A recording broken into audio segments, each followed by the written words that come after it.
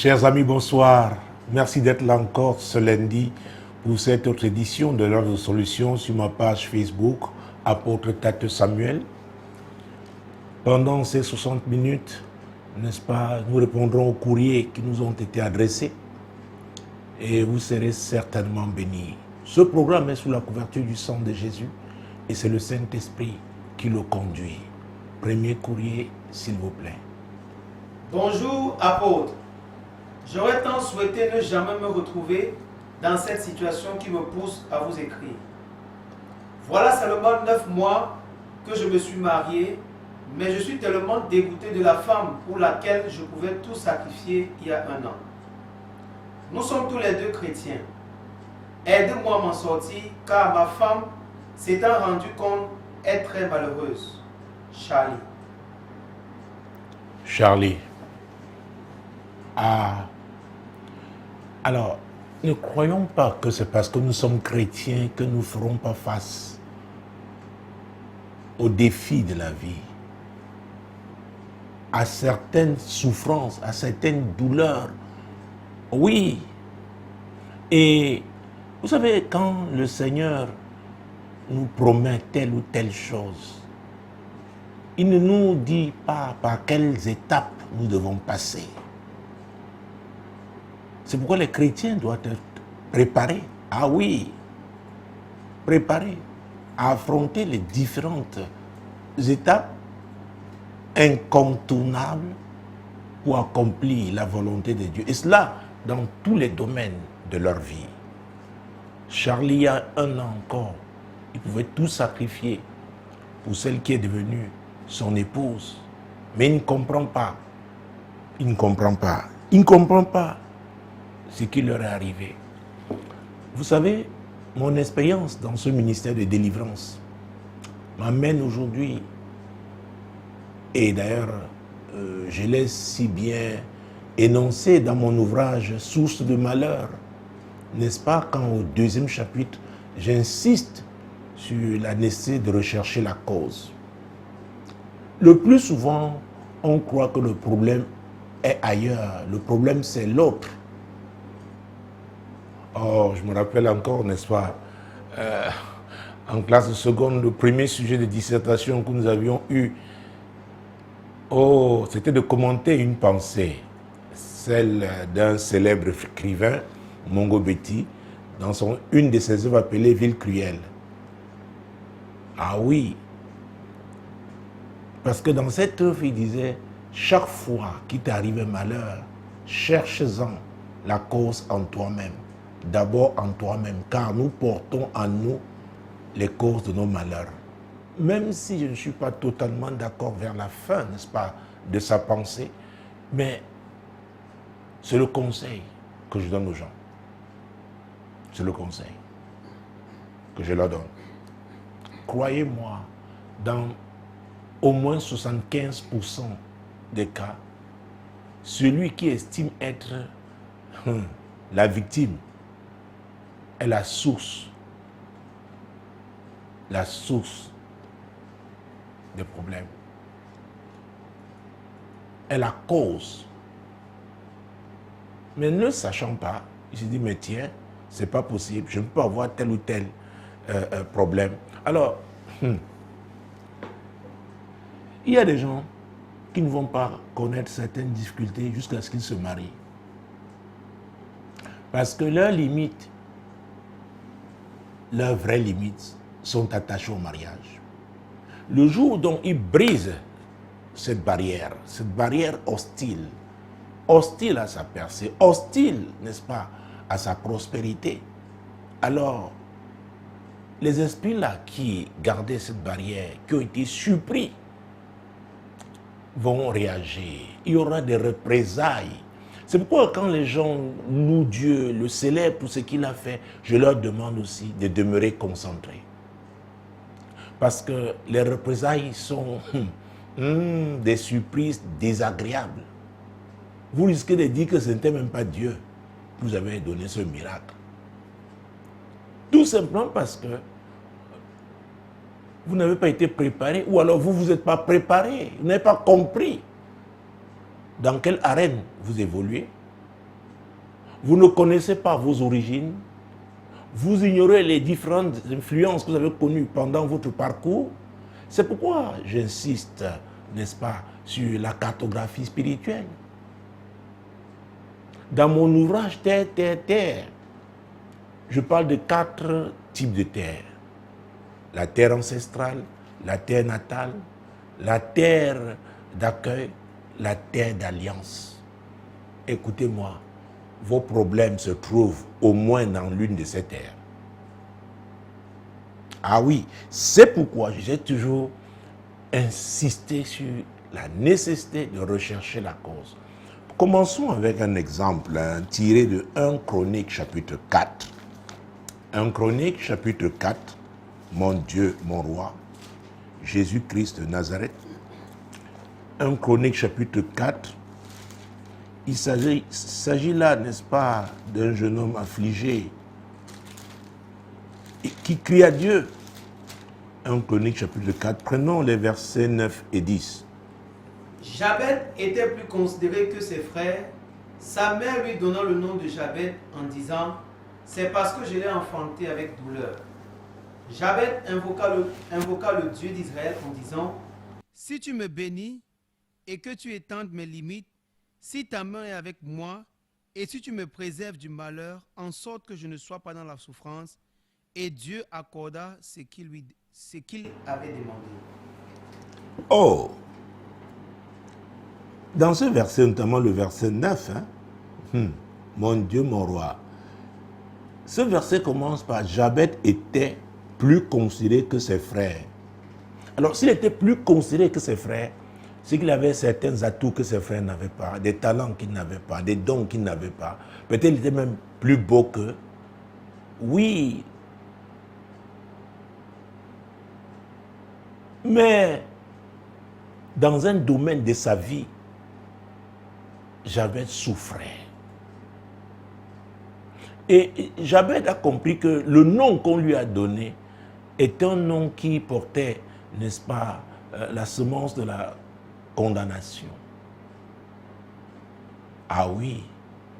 Donc il était plus considéré, mais dans un domaine précis de sa vie. Oh mon Dieu, mon roi, cette semence portait des fruits et ça ne pouvait pas être de bons fruits. Il en souffrait. Et c'est pourquoi il a crié à Dieu. Il était déjà béni, parce qu'il était le plus considéré de ses frères. Donc ça, c'est une position, n'est-ce pas, qui est au-dessus de celle de ses frères. Mais il a dit, Seigneur, je souffre. La Bible ne nous dit pas dans quel domaine précisément. Mais Seigneur, cette douleur, dans ce domaine de ma vie, cette frustration, cette spirale d'échec, Seigneur, délivre-moi.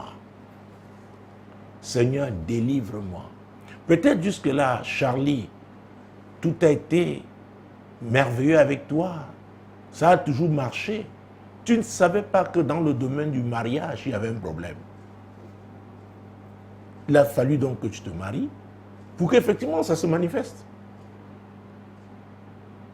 Que ça se manifeste. Ce qui en toi peut avoir affecté la femme, c'est possible. Tu ne la vois plus comme tu la voyais avant. Donc l'esprit là a déformé cette femme devant toi, à tes yeux. Oh mon Dieu. D'ailleurs, je pense que c'était il y a 2 ou 3 semaines, 2 semaines, je parlais dans un courrier d'un monsieur, au car, n'est-ce pas, dans une société d'État à l'époque, un des premiers polytechniciens formés dans ce pays, mais qui, n'est-ce pas, s'était retrouvé affecté comme responsable quelque part à l'intérieur de ce pays. Sa femme ne pouvait pas le rejoindre tout de suite avec les enfants. Dans cette ville-là, il a connu une jeune fille avec qui il a eu une liaison. De cette liaison est née une fille. Mais alors, il ne pouvait plus aller avec sa femme. Pendant des années, plus de 8 ans, quand ils se retrouvaient comme hommes et femmes, ils étaient comme des frères et des sœurs. Mais, entre-temps, Avec la fille, ça allait. Ils ont fait un enfant. Donc voilà une souffrance spécifique. Belle voiture, vacances à l'étranger, belle maison, un mariage qui a bien commencé, mais à un moment donné, quelque chose s'est produit. Quelque chose s'est produit. Vous voyez, c'est différent du tien parce que toi, ça ne fait que 9 mois. Mais eux, ils ont eu du temps, ils ont vécu des mois parce que quand cette femme parlait de leur vie, jusqu'à ce qu'ils rencontrent donc cette jeune femme, cette autre femme. Ah oui,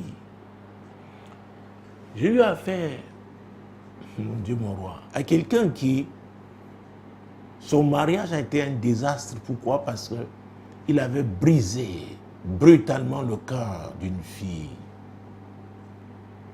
Après l'avoir humiliée, méprisée, cette fille l'a maudit. Ah oui, il était un homme à succès, tant qu'il n'était pas marié. Mais clairement avait dit aucune femme ne peut rester dans ta maison plus d'1 an. Vous savez, la Bible dit que la malédiction en cause n'a pas d'effet, mais là, quand vous ouvrez vous-même les portes, le diable s'installe.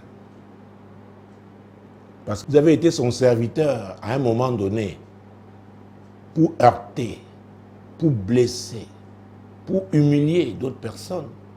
Mais maintenant, ces personnes-là, ou une d'elles, aussi comprend que elle peut réagir. Et le même diable qui vous a séduit, le même diable va alors se rassurer que la condamnation relâchée contre votre vie s'applique. Ah oui, mon Dieu, mon roi.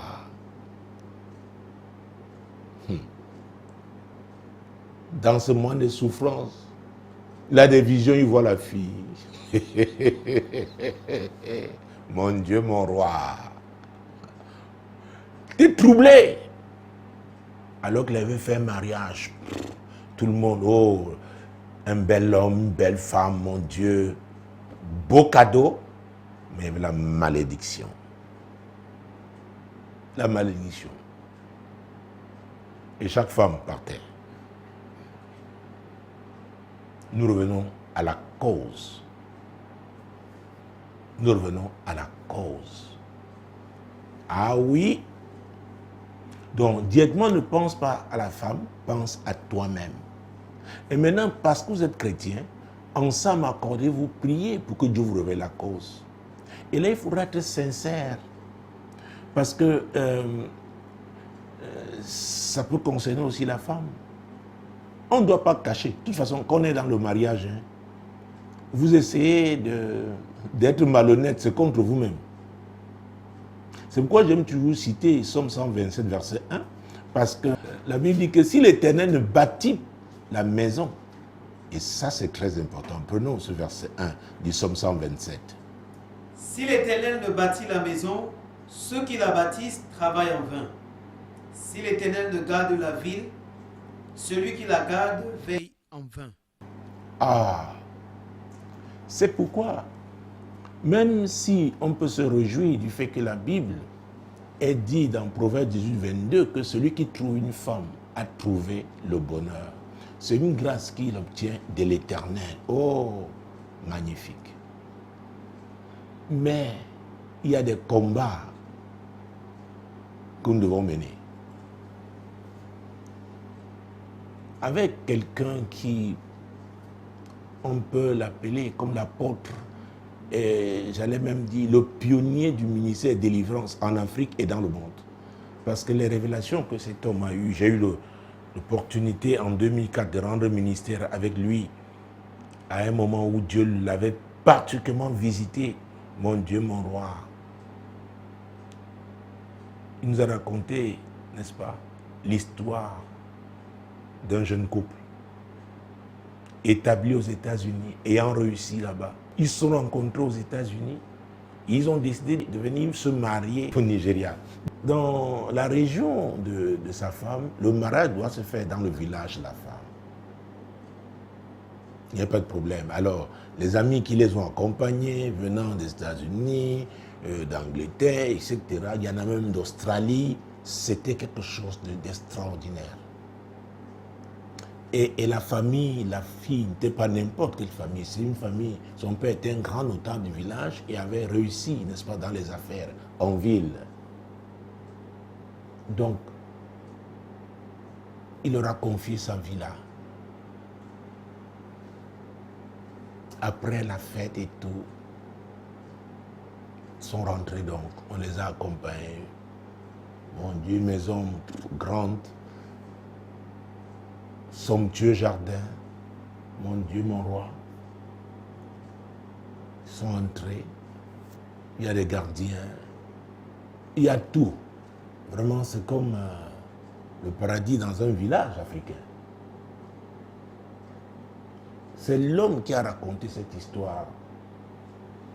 Ils y sont couchés. Après avoir fait ce qu'il devait faire, la femme s'est endormie la première. Lui ne dormait pas encore. Il a entendu les pas, coq, coq, coq, coq, comme si quelqu'un qui marchait avec des talons, toc, toc, toc, toc, toc. Il a entendu qu'on a ouvert la porte principale. La personne en se dirige vers la chambre, ouvre. Il dit qu'il a vu une présence, mais il ne pouvait pas déterminer. C'est-à-dire que les pas là l'intriguaient, que les portes s'ouvrent et comme la porte de la chambre. Et il dit curieusement, c'est à ce moment-là que la femme dans son sommeil s'est mise comme une femme qui attendait quelqu'un alors qu'ils venaient d'être ensemble. Cette présence s'est couchée sur la femme. Il dit, son cœur battait, il a raconté, c'était incroyable. Et après la présence a quitté la femme, a ouvert la porte, a refermé les mêmes pas, ouvert la porte principale, a refermé les mêmes pas dans la cour. Mon Dieu, vous savez, pour des gens qui ont quitté l'Afrique il y a longtemps et qui ont réussi de l'autre côté, vous savez, ils ne pensent pas comme nous. Il y a des choses qu'ils ont du mal à comprendre. Et s'ils viennent, n'est-ce pas, des missionnaires, a dit non, écoutez, confessez, vous avez déjà reçu Jésus, bon, il n'y a plus de problème, il n'y a plus... Je n'ai rien contre ça, vous savez. Mais je parle toujours aussi des spécificités. Oui. Vous savez ce qui s'est passé le matin, il a arrivé sa femme, il dit, moi, la femme n'avait été consciente de rien et tout. Elle dit, mais qu'est-ce que tu peux bien raconter là-haut? Non, nous avons été ensemble, mais il dit vraiment, quittons ce village. La femme a dit, ok. Ils sont repartis en ville. Ils ont le voyage, la date, ils n'ont pas attendu. Il a dit non, ils choisissent de changer leur date de retour. Ils sont repartis aux États-Unis. Quand la femme attendait les règles, ces règles, c'était un amas d'asticots.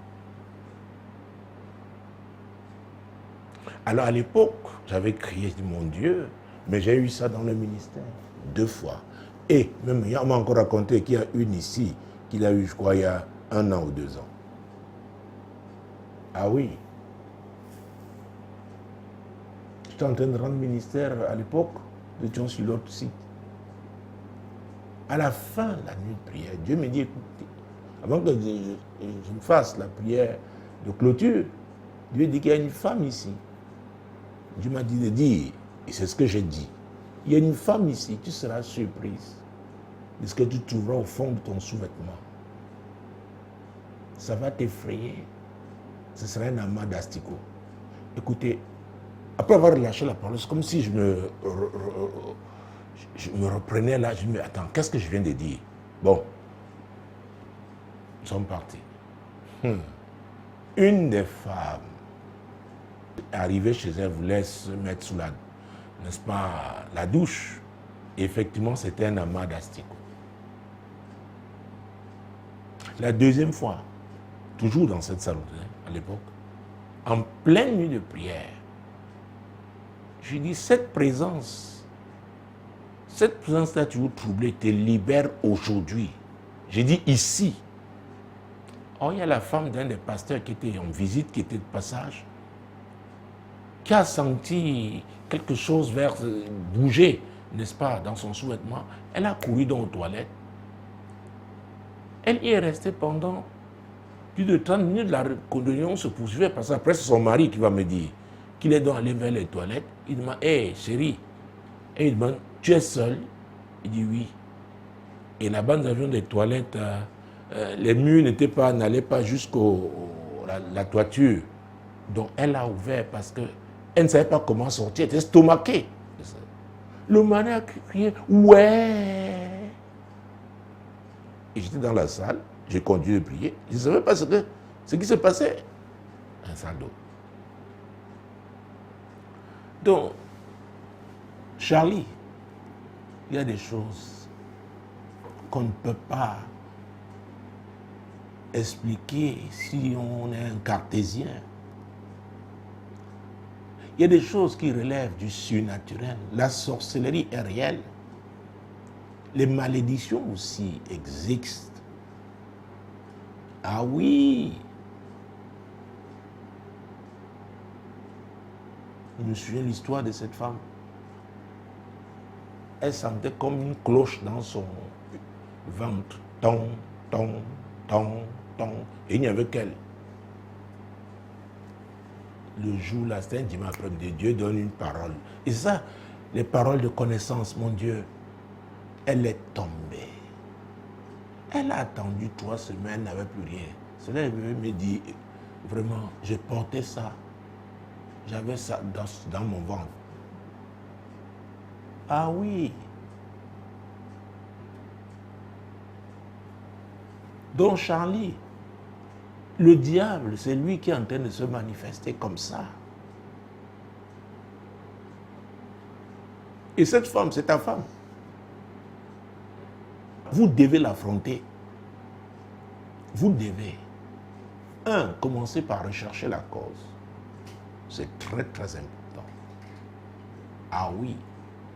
Parce qu'imaginez-vous, si c'est une malédiction comme dans le livre de Jérémie, mon Dieu, mon roi, Jérémie chapitre 22, Jésus qui est de Nazareth, Jérémie chapitre 22, versets 29 et 30. Terre, terre, terre, écoute la parole de l'Éternel. Ainsi parle l'Éternel. Inscrivez cet homme comme privé d'enfant, comme un homme dont les jours ne seront pas prospères, car nul de ses descendants ne réussira à s'asseoir sur le trône de David et à régner sur Juda. Oui, c'est une condamnation. Donc, les enfants de cet homme, la terre devait enregistrer cette condamnation. Oh mon Dieu, mon roi. Il devait avoir des enfants, mais ces enfants ne pourraient jamais être élevés. Ils étaient condamnés, n'est-ce pas, à être des minables. Ah oui. Il y a l'histoire d'un couple qui n'avait pas d'enfant et qui ont décidé d'adopter un enfant. Un enfant qui était très joyeux, sautillait partout, plein de vie. Dès qu'ils l'ont pris, la famille leur a donné cet enfant. L'enfant a commencé à tomber malade. On a fini par découvrir qu'il était SS. Mais quand on l'a retourné là où l'enfant a repris sa santé, il n'était plus malade. Ça veut dire qu'il y avait une cause. Alors, si l'un des époux a une telle condamnation qui affecte sa vie, dans ce domaine-là, par exemple, alors celui ou celle qui apporte la lumière dans votre vie dans le cadre du mariage, oh mon Dieu, s'il s'agit de ce cas-là, si ce n'est pas vous qu'on attaque, c'est elle qu'on attaque. Ah oui, c'est elle qu'on attaque. Vous ne comprenez plus, vous ne.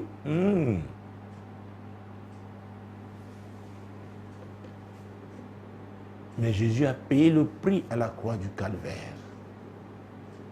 Et c'est lui, déjà dans l'Ancien Testament, dans Osée 4,6, la Bible dit, mon peuple périt par manque de connaissance. Et parce que tu as rejeté la connaissance, je te rejette.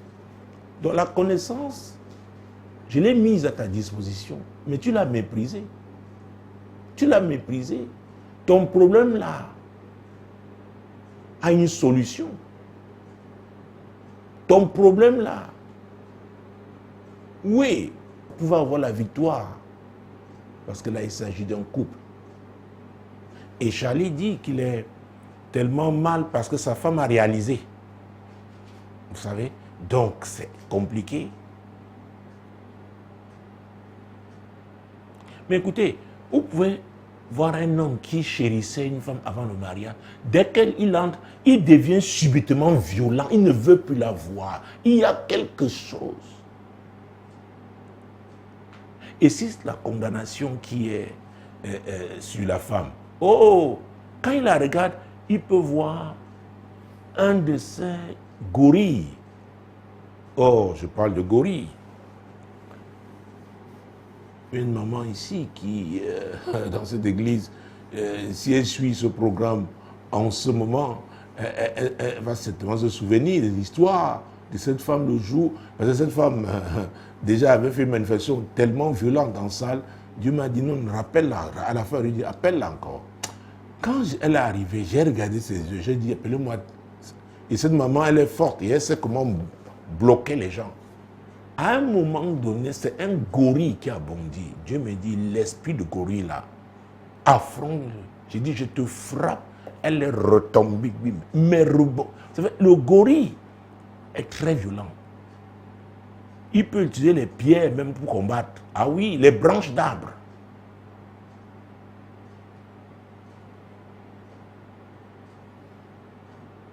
Donc il y a des gens dans leur vie voient tuer les gorilles. Peut-être c'est l'esprit auquel tu as été attaché. Nous avions à l'époque un ami d'enfance au quartier qui, dans leur famille, on massait les enfants, les garçons, avec l'os du gorille.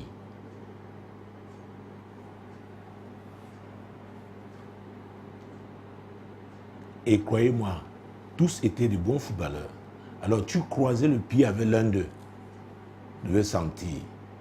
Alors, quand c'est comme ça, les gens ne voient que des avantages. Mais ce n'est pas ce que Dieu a prévu pour l'homme. Alors ça, c'est une déformation que l'homme introduit. L'enfant ne sait pas parce que ce sont ses parents qui le lui imposent. Mais il y aura des conséquences. Je vous dis, quand un gorille est fâché, c'est terrible. Vous pouvez voir mon milieu professionnel, quelqu'un se fâche, vous dites, hey, est-ce qu'il sait qu'il peut perdre son emploi? Ce n'est plus lui qui est au contrôle, c'est le mauvais esprit là.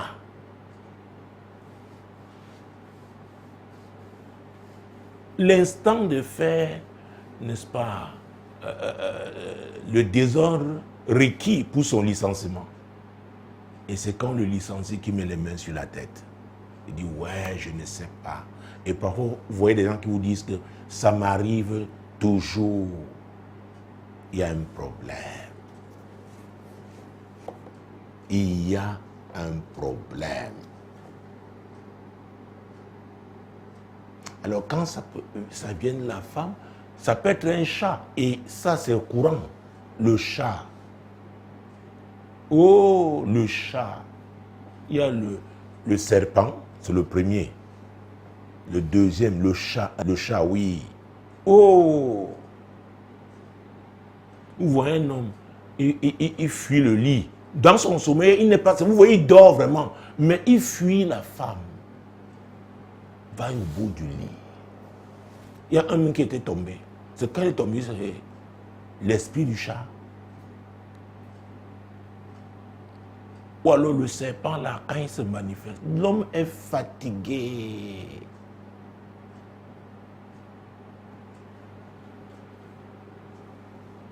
Il vient, il avale tout ce qu'il a avalé.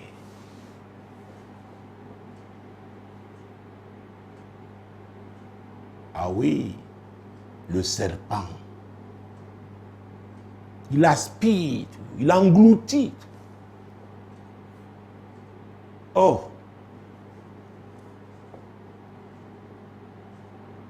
Donc, Charlie, voici venu le moment. Oui, d'affronter. Et il faudrait que sincèrement vous accordiez qu'il y a un problème. Et sur la base de la parole, comme j'ai l'habitude de l'indiquer, ici il y a des passages, n'est-ce pas, qui nous montrent qu'il est possible d'identifier la cause. 2 Samuel, chapitre 21, 2 Samuel, chapitre 21, verset 1. Du temps de David, il y eut une famine qui dura 3 ans. David chercha la face de l'Éternel, et l'Éternel dit, c'est à cause de Saül et de sa maison sanguinaire, c'est parce qu'il a fait périr les Gabaonites. Oui, il y avait une cause. David a cherché la face de l'Éternel. Ça veut dire quoi? Il a prié sincèrement, sérieusement, avec conviction, sachant que Dieu répond. Il répond toujours aux prières. Croyez-moi, Dieu répond toujours. D'ailleurs, il conseille à à son peuple, dans Jérémie 33, oui, il dit, invoque-moi et je te répondrai. C'est Dieu qui le dit. Jérémie 33, verset 3. Invoque-moi et je te répondrai. Je t'annoncerai de grandes choses, des choses cachées que tu ne connais pas. Ah, invoque-moi, je te répondrai. Charlie, Dieu t'a donné cette femme. Mais il y a des problèmes. Invoque Dieu. Ensemble, invoquez-le. N'as-tu pas lu ce que Jésus a dit dans Matthieu chapitre 18? Matthieu chapitre 18, verset 19. Je vous dis encore que si 2 d'entre vous s'accordent sur la terre pour demander une chose quelconque, elle leur sera accordée par mon Père qui est dans les cieux. C'est Jésus qui dit. Alors, 2 chrétiens, et là, il s'agit du mariage. C'est la première institution que Dieu a créée. Et le diable est le mariage. Donc Dieu, oh, il va vous révéler ce qui est caché. Il va même vous annoncer des choses à venir. Ce que le diable a planifié, qu'après cette étape, il passera à une autre étape. Ah oui. Verset 20. Car là où 2 ou 3 sont assemblés en mon nom, je suis au milieu d'eux. Ah, vous êtes 2 chrétiens. Et là, mari et femme. Dieu au milieu de vous. Si c'est au nom de Jésus que, oh mon Dieu, si c'est Jésus votre Seigneur, votre Maître, votre Sauveur, mon Dieu, il est là. Il est là. Il est là. Donc ce n'est pas facile. Pas du tout. Ah non, pas du tout alors. Il y a des réalités attachées au mariage. Nous parlions de condamnation. J'avais eu à raconter cette histoire, n'est-ce pas? Cette femme qui avait épousé un homme qui avait déjà 2 femmes, 2 autres femmes. Et la deuxième était une belle femme, vraiment forte, la carrure et tout, sa prestance, son éloquence. Mais comme les hommes parfois, surtout nous les Africains, Nous parlons d'amour. Donc il a aimé une troisième femme. Je ne sais pas comment ça se passe. Et la troisième là arrive.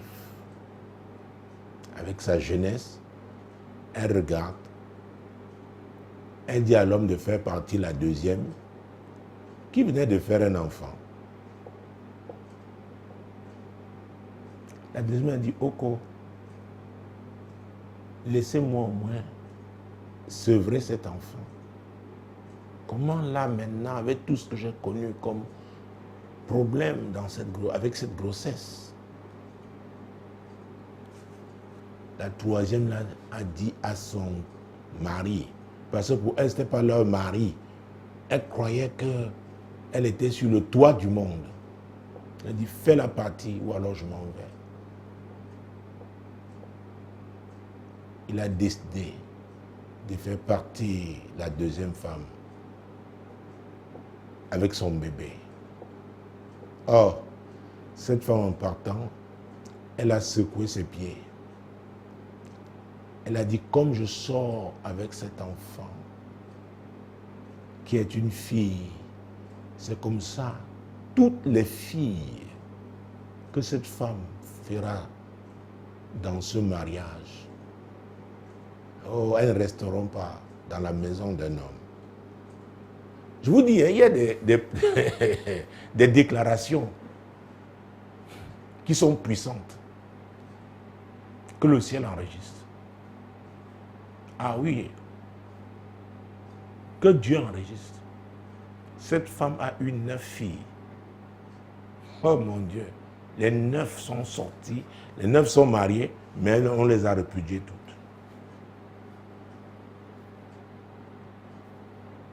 C'est pourquoi il y a toujours une cause. Il y a toujours une cause. Et il y a aussi une voie qui vous garantit, n'est-ce pas, que vous pouvez, n'est-ce pas, la cause peut être révélée par la puissance de Dieu qui se manifeste dans une assemblée. Ah oui. C'est pourquoi les assemblées qui ont un fondement prophétique, un vrai alors, je ne parle pas de la divination. Des assemblées où véritablement la puissance de Dieu, parce que ce sont des assemblées de prière. Alors quand on atteint une certaine fréquence, il y a un niveau de puissance qui expose l'esprit qui était caché. Ça s'est passé ici, n'est-ce pas, il y a, je crois, 2 semaines. L'esprit du serpent s'est manifesté. Moi-même, je croyais que c'est le village là où le père de cette maman vit. Mais l'esprit a dit non, c'est ça, la terre ancestrale. Ah oui, pas la terre d'accueil, la terre ancestrale. Et a donné le nom de ce village.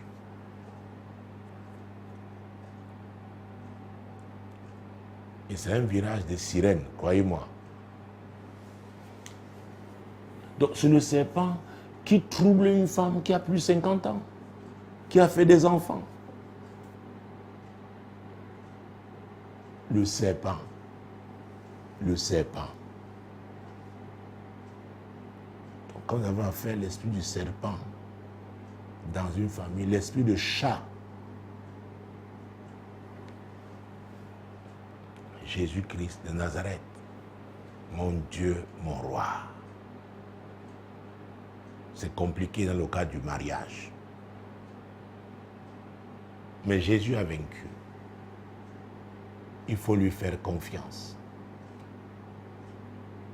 Et dès que la source donc est révélée, ça dit qu'on a fait 50% du parcours, Dieu donnera des instructions pour que la délivrance soit totale. Ah oui. Il donnera les instructions pour que la délivrance soit totale. Donc Charlie, il n'y a pas à désespérer. Je pense que ça fera partie des témoignages de votre mariage, parce que dans cette vie, il y a tellement d'étapes. Donc on ne peut pas se dire que non, après ça, il n'y aura plus rien. Mais voilà le défi de l'heure. À peine marié, 1 an marié. Mais le diable, comme je l'ai dit, est un menteur. Jésus a vaincu. Jésus a vaincu. Il a vaincu. Il a vaincu.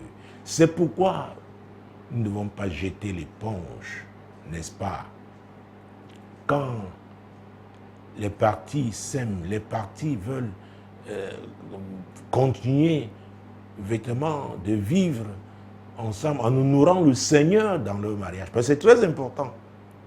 Nous avons lu tout à l'heure, n'est-ce pas, Matthieu 18, versets 19 et 20. Le verset 20 disait, là où 2 ou 3 sont assemblés en son nom, au nom de Jésus, il est parmi eux. Alors, si quelqu'un a tourné le doigt à Jésus, ça devient très compliqué. C'est pourquoi on ne peut pas rattraper un mariage ou alors œuvrer pour la restauration quand une des parties, n'est-ce pas, n'est pas partante. Non, ce n'est pas possible. Il faut s'accorder. Croire et continuer de croire que c'est Dieu qui vous a mis ensemble et que c'est ce Dieu-là qui va vous délivrer. Et que cette délivrance sera votre témoignage. Qui sait, peut-être votre message. Ah oui, par rapport à ce que Dieu vous a apporté, vous a appelé à faire. Il y a des délivrances qui constituent comme un tournant dans la vie des gens. Mais il est important, comme je l'ai dit, d'être en accord. En accord. En accord. En accord. Donc, même si, pour le moment, tu es victime de ce qui t'amène, de cette influence négative qui t'amène à ne plus aimer cette femme, au moins accordez-vous pour louer Dieu. Louez Dieu ensemble. Louez Dieu parce que ce qui est sûr, la première des choses, c'est que vous ne louez plus Dieu ensemble. Hein? Que vous ne priez plus ensemble parce que il y a comme... tu es dégoûté. La louange va déjà produire. Oh mon Dieu, tu verras, vous verrez les effets de la louange. L'esprit là ne peut pas vous empêcher de louer Dieu. Ça c'est sûr. Ça c'est sûr. Donc ensemble, louez-le. Bâtissez un hôtel de prière pour votre mariage. Et ayez, n'est-ce pas, des rendez-vous. Au moins un rendez-vous, n'est-ce pas, journalier, quotidien, avec Dieu. Le diable va échouer. Il va échouer. Il va échouer. Parce que si c'est l'Éternel qui bâtit, comme nous l'avons lu, lui, il va garder. C'est lui qui garde. Il y en a qui se marient bien selon la volonté de Dieu, mais après abandonnent Dieu, vont vivre leur vie. Dieu ne peut pas les garder, Dieu ne peut pas les protéger.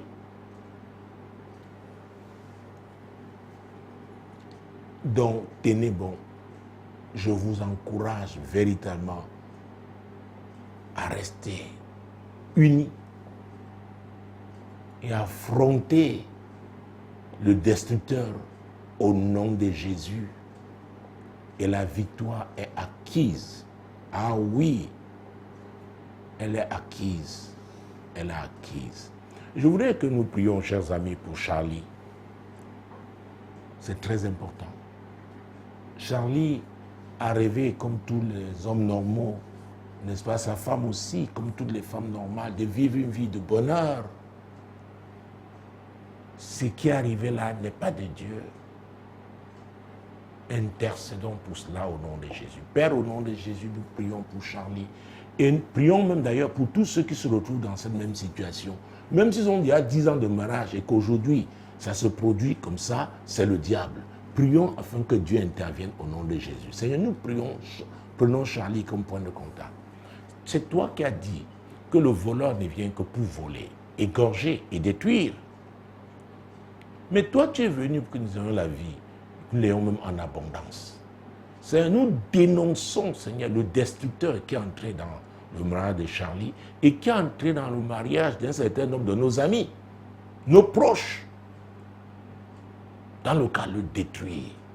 Seigneur, tous ceux-là qui veulent œuvrer en couple, ils ne veulent pas voir leur mariage se gâter.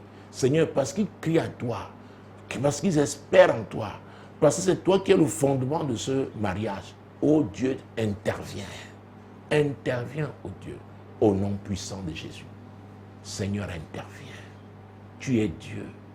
Tu es Dieu. Tu es Dieu. Seigneur, tu as dit dans Matthieu 15, 13, qu'il n'y a rien de... Luc 12, verset 2, oui, Luc 12, verset 2, qu'il n'y a rien de caché qui ne doive être révélé. Oui, c'est bien Luc, chapitre 12, verset 2. Qu'il n'y a rien de caché qui ne doive être révélé. Et dans Matthieu 15, 13, tu dis, toute plante que le Père n'a pas plantée sera déracinée. Seigneur, maintenant, nous prions sur la base de Luc 12, 2. Seigneur, expose tout ce qui est caché, qui est en train de ronger le mariage des époux sincères. Des époux sincères. Seigneur, mais le destructeur est là. Expose-le au nom de Jésus. Seigneur, fais-le dans la vie de nos amis. Fais-le dans la vie de nos proches qui souffrent de ça. Au nom puissant de Jésus-Christ. Seigneur, fais-le. Seigneur, fais-le. Et maintenant, oh Dieu, nous voulons prier sur la base de Matthieu 15, verset 13. Toute plante que le Père n'a pas plantée sera déracinée. Le destructeur n'a pas été planté par le Père. C'est pourquoi, au nom de Jésus, nous avons la capacité de le déraciner. Faisons-le au nom de Jésus. Seigneur, le destructeur qui est entré dans le mariage de nos amis. Oui, dans le cadre de cette émission, l'heure de solution, sur ma page Facebook, apôtre Tadeu Samuel. Seigneur, nous arrachons tout destructeur dans le mariage de nos amis. Au nom puissant de Jésus-Christ, nous les arrachons, nous les déracinons. Au nom puissant de Jésus-Christ. Au nom puissant de Jésus. Oui, Seigneur. Merci, oh Dieu. Merci pour ta bonté. Merci, Seigneur, pour ta fidélité. Oh Dieu Tout-Puissant, nous avons parlé de portes. S'il y en a qui ont ouvert des portes, Seigneur, tu es le Dieu miséricordieux. Seigneur, pardonne. Pardonne. Et montre-leur la porte qu'ils ont ouverte afin qu'ils la referment au nom puissant de Jésus. Deuxième courrier. Papa apôtre, urgence au... Une famille chrétienne vient de doter ma fille, mais elle a accueilli après elle une fille avec un bébé de 2 mois. Et l'auteur est mon prétendu beau-fils. Nous sommes scandalisés. Que nous conseillez-vous, homme de Dieu? Aïe. Oui, il y a de quoi être scandalisé. Parce que quand on est chrétien, c'est Jésus qui est notre Seigneur. Il est la parole. Nous sommes des pratiquants de la parole. Nous avons des valeurs qui sont des valeurs du royaume de Dieu. Il y a des choses que nous ne pouvons pas faire. Oui, cette famille-là qui a fait le déplacement pour aller doter, n'est-ce pas, l'ami qui nous a écrit, mon Dieu, mon roi. Écoutez, nous pouvons me mettre là, alors que la relation entre ce garçon, ce monsieur et cette fille qui a un enfant de 2 mois, est ancienne même. Hein? C'est-à-dire reconnue. Si on l'a accueillie, c'est qu'elle est reconnue. On la connaissait. Ah, on la connaissait. Donc cette relation peut avoir été ancienne. Mais pourquoi il ne l'a pas épousée? Si elle n'était pas ancienne, ça veut dire que c'est quelqu'un d'infidèle, déjà, quelqu'un qui n'est pas sérieux. Dans tous les cas, puisque, cher ami, tu me demandes quel conseil, déjà, il faudrait que ça se passe d'abord entre les 2 fiancés. Il est important qu'ils s'expliquent. Ah oui, je sais que on est comme dans un état de choc, mais il faut se parler. De quoi s'agit-il? Comment tout cela s'est arrivé? Quand même, cette fille a conduit une grossesse et jamais n'a dit à sa fiancée qu'il attendait un enfant. Et si les parents accueillent cette fille, même si ça a été seulement pour 2 jours, on dit elle est venue pour un séjour, il y a un problème.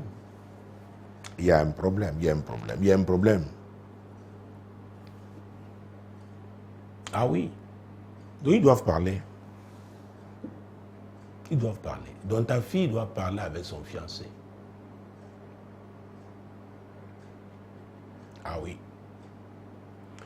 Vous savez, nous avons lu Somme 127 tout à l'heure. Quand c'est l'Éternel qui bâtit, lui, il est la vérité. Il est la vérité. Et quand il n'est pas là, c'est le mensonge. Ce n'est pas parce qu'on s'appelle chrétien que Jésus est là. Si à vrai dire, Jésus était dans la vie de tous ceux qui s'appelaient chrétiens, le monde ne serait pas dans cette situation. Beaucoup de féticheurs auraient déjà fermé boutique.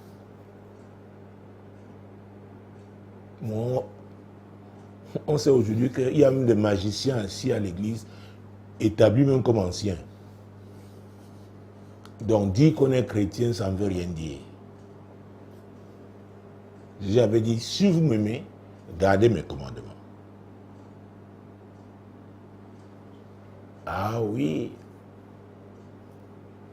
Vous ne pouvez pas être chrétien et piétiner la parole de Dieu. Ce n'est pas possible. Ce n'est pas possible. Donc, elle part déjà avec son fiancé. Qu'ils lui disent. Parce que la fille peut lui dire, si elle n'envisage pas épouser un tel homme, un menteur, parce qu'il est un menteur. Si elle n'envisage pas, si elle ne peut pas supporter, ça s'arrête là.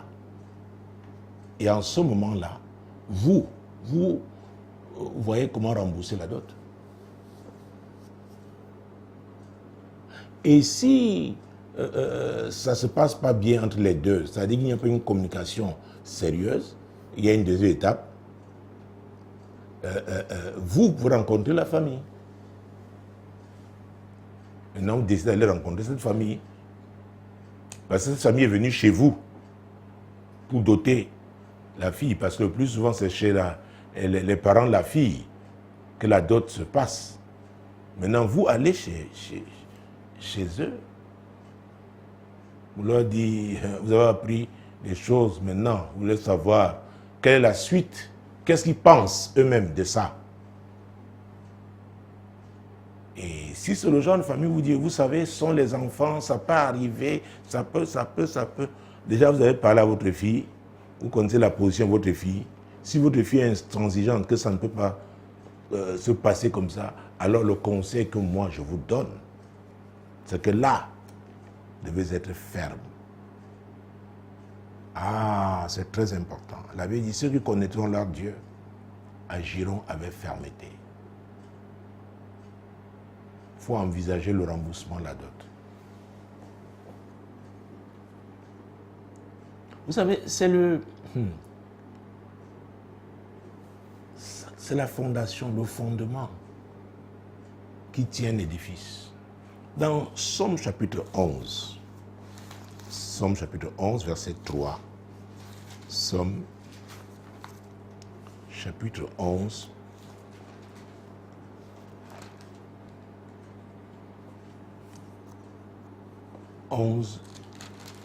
verset 3. Quand les fondements sont renversés, le juste, que fera-t-il? Oui.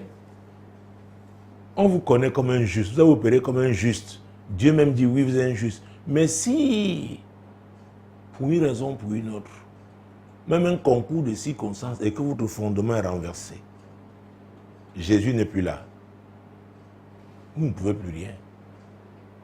Vous allez vous effondrer. C'est pourquoi il faut vite se repentir pour ne pas être surpris. Le destructeur rôde comme un lion rugissant. Vous savez, vous pouvez croire que j'ai été comme raide là, mais j'ai rencontré des femmes, pour la plupart sont des femmes, qui ont vécu, leur mariage était le projet de leurs parents. Je me souviens de cette belle femme, hein, qui avait été étudiante à l'université, je crois, Dauphine, voilà, qui m'a dit, oh papa, c'est ma mère qui m'avait dit d'épouser cet homme, que c'est son choix. Je l'ai regardé et dit, mais comment quelqu'un peut faire de aussi brillantes études en sciences économiques, être cadre d'administration, gestionnaire, et ça, faire des choses pour faire plaisir, sans conviction. La Bible dit que tout ce qui n'est pas conviction est péché. C'est pourquoi je vous ai dit, parlez avec votre fille d'abord. Si elle ne veut plus, si elle veut, n'allez pas pour négocier. N'allez pas pour négocier. Parce que dans Luc chapitre 14, Jésus-Christ de Nazareth, Luc chapitre 14, verset 28, 29. Car lequel de vous, s'il veut battre une tour, ne s'assied d'abord pour calculer la dépense et voir s'il a de quoi la terminer? Oui. De peur qu'après avoir posé les fondements, il ne puisse l'achever, et que tous ceux qui le verront ne se mettent à le railler en disant, cet homme a commencé à bâtir et il n'a pu achever. Voilà, c'était les versets 28, 29 et 30. Alors, est-ce que votre fille est capable de véritablement vivre ce type de mariage? Ah oui, c'est un engagement. Les conséquences là. Parce que si on a reçu la mère de cet enfant aujourd'hui, rien ne dit qu'on va la recevoir demain, après-demain, lors des événements familiaux. J'ai vécu ces situations-là. Vous voyez, une femme qui a fait un enfant dans une famille, l'homme s'est marié et tout, mais les sœurs de l'homme, c'est-à-dire vos belles-sœurs, vous, la femme mariée, lui accordent une considération telle, quand il y a même un uniforme, n'est-ce pas, que la famille doit porter, elle a le sien, son enfant a le sien.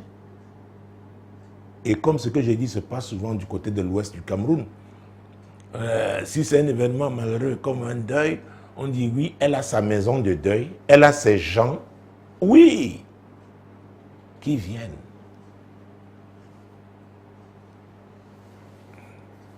Et qui vous dit qu'après ils ne peuvent pas aller doter la fille?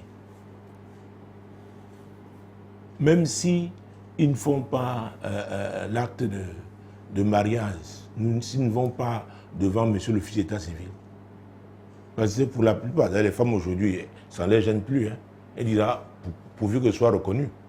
Et elle devient femme. Hein. Aux yeux de la coutume, elle peut construire sa maison on lui donne un espace. Parce que quand on la dote, ça veut dire qu'elle n'appartient plus à sa famille d'origine, biologique. Donc, il faudrait que votre fille, il faudrait qu'ayant pesé tout ça, décide si elle est véritablement capable d'aller jusqu'au bout.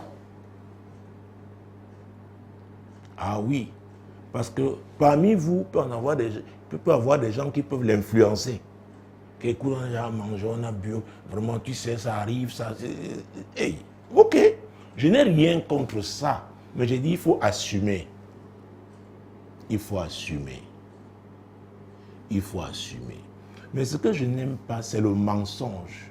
Il aurait pu dire à sa fiancée, écoute, voilà telle situation. Peut-être même qu'elle ne serait pas engagée dans ce mariage coutumier.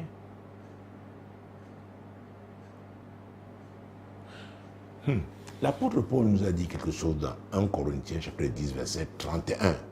J'insiste toujours sur ce verset. Ah oui, 1 Corinthiens chapitre 10, verset 31. Soit donc que vous mangiez, soit que vous buviez, soit que vous fassiez quelque autre chose, faites tout pour la gloire de Dieu. Ah ah. Donc, la fille, quand elle fera parler donc, avec son garçon, avec son fiancé, que ce soit pour la gloire de Dieu.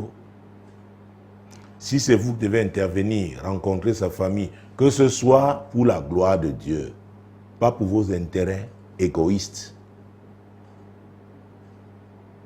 C'est très important. Parce que dans toute chose que nous faisons, c'est l'Éternel qui doit être glorifié. C'est à lui la gloire. À vrai dire, si vous mémorisez ce passage biblique, je ne peux pas mémoriser, c'est trop dit. Moi, je vais dire plutôt, si vous le gardez dans votre cœur, vous verrez que dans chaque situation, même pour certaines pensées, l'Esprit de Dieu va vous rappeler que votre pensée-là ne glorifie pas Dieu. Parce qu'avant d'agir, on pense d'abord. Et vous renoncerez tout simplement. C'est pourquoi on parle de la crainte de Dieu. Il y a des gens qui n'ont pas la crainte de Dieu. Ils sont chrétiens, bon. Ils sont des religieux. Ils ne craignent pas Dieu. Mais Proverbe 15:33 dit, la crainte de l'Éternel enseigne la sagesse. Et s'il craignait Dieu, et croyez-moi, il y a des gens de sa famille qui savaient que ce garçon avait une fille quelque part enceinte. On lui aurait dit, écoute, arrête-toi, dis la vérité à ta fiancée. Réglons ce problème-là d'abord aussi. Avant que nous le levions, sois sûr que tu as réglé ça avec ta fiancée. Vous connaîtrez la vérité et la vérité vous affranchira. C'est Jésus qui l'a dit dans Jean chapitre 8, verset 32. La vérité, la vérité, la vérité. Vous savez, vous pouvez la repousser pendant un temps, mais la vérité va vous rattraper. Et beaucoup aujourd'hui sont rattrapés par les actes qu'ils ont posés dans le passé. Ils accusent le diable, mais ils l'ont tout simplement entretenu dans leur vie. Et comme ces actes étaient des semences, et les semences, il y a un temps pour s'aimer et il y a un temps pour moissonner. Si c'était une mauvaise semence, ce serait une mauvaise moisson.